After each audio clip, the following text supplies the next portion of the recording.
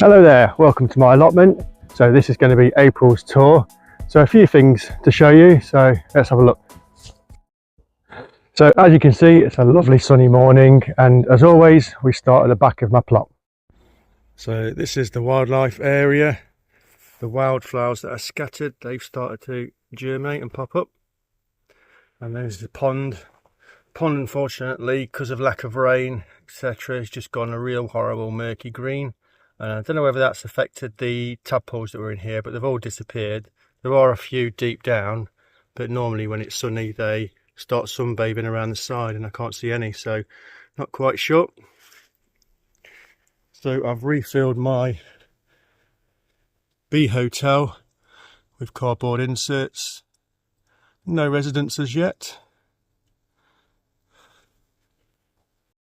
So this is my asparagus patch here. There's a few started to pop up now, but they're slightly behind compared to last year. But anyway, this patch here at the end, this is where I crumpled the Samphire plants when they dried out in December. So they need a good cold stratification to germinate. So they've started to pop up now. And if I can find a seedling, can you see there? That's a Samphire seedling. There's some more. So they're really tiny fleur-de-lis shaped seedlings. There were some there. There we go. So yeah, I'm quite pleased that they've started to pop up. Obviously they're the same family as asparagus, Samphire, so they're not naturally salty. So you actually add the flavour by sprinkling sea salt on top of them when they're slightly mature. So you don't need sea salt to help them germinate or to prepare the soil or anything like that. You only add the sea salt for the flavour. So you don't have to have salty Samphire at all. There we go. So the next patch is the fruit. Well, this is all messy at the moment because I've got all my wood chip here in the bags. So yeah, a bit messy. Sorry about that. So what have I got? So yeah, these are the blackcurrant sticks I put in a few years ago. They didn't do anything last year, but yeah, there's loads. There's loads of buds and flowers now, so we're expecting good things from these blackcurrant plants. Strawberries in the middle, strawberries over there in the planters. If you can see, it's got a secondary roof on that sends the rainwater down into the planters. So if you've seen one of my videos before, you know we don't have a water supply at these allotments, so I have to utilise anything that I can to collect rainwater. So I've got 2,000 litre IBC tanks there. So that shed roof goes into guttering, goes into that tank.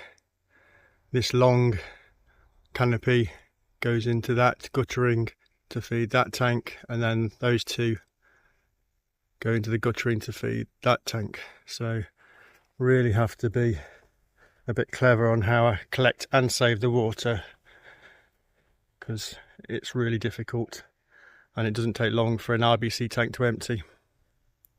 So yeah, plans are around these edges where the boards are, I normally have sugar snaps. So I've replenished all the soil and all the compost, so it's new soil. So hopefully they'll grow as well as they normally. And it's the variety is Oregon. I really love that as a sugar snap. And I'm still in two minds whether to grow melons up here or cucumbers. And I've lowered it as well because the cucumbers and melons just don't go that high. So hopefully this will be okay and they'll grow around the canopy. So planted some broad beans here. They're doing okay. And then this patch here is going to be for my dwarf beans.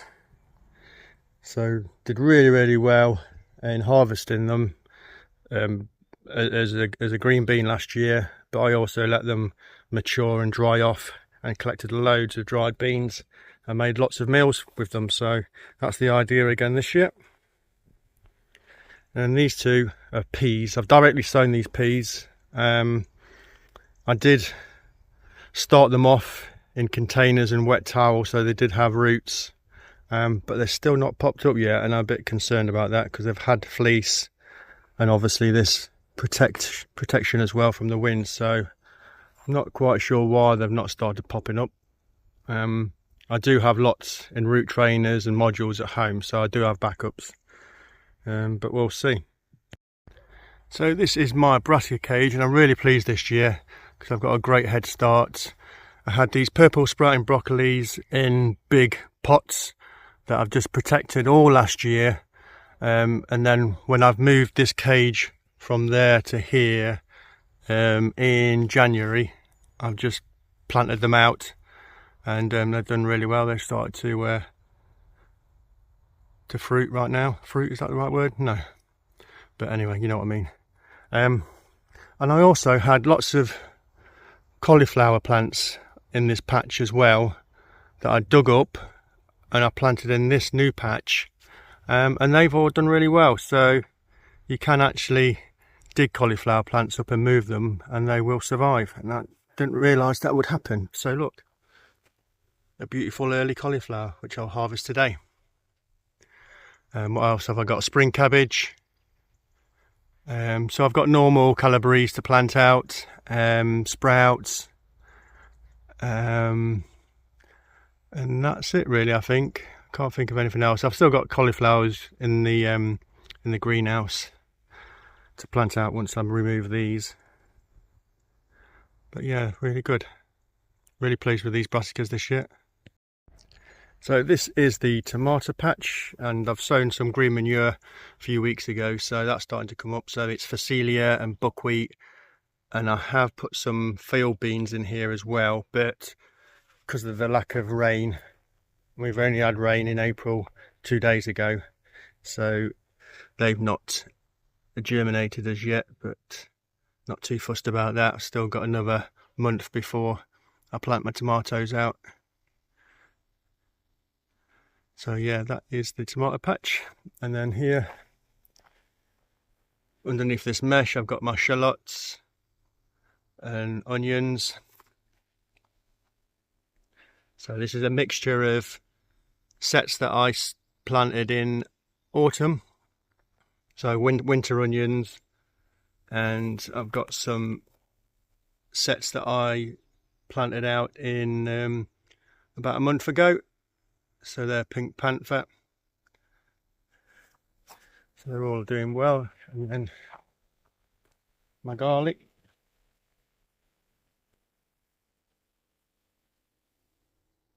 So I'm really hoping not to get rust this year. I always get it. So we'll see. I mean, I've always been fertilising it and giving it feed, and I don't know whether that affects it or not, but I'm not going to be giving it any feed this year. See if that helps. So this patch is my sweet corn. So it's had phacelia green manure on it all winter, and I've just chopped it up last week. So I've left it around the edges just to start flowering for the bees. So all in the middle I've chopped it all up. So that's the sweet corn patch prepared, and then I've got my flower bed here. So lots of bulbs that have come up. So tulips and daffodils have come up. There's some bluebells, and the next wave is going to be the alliums and gladioli.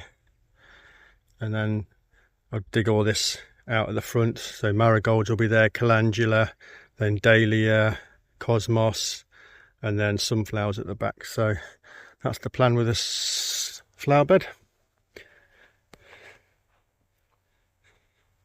So that's April's tour.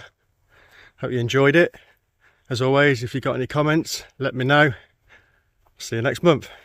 Cheerio. Bye.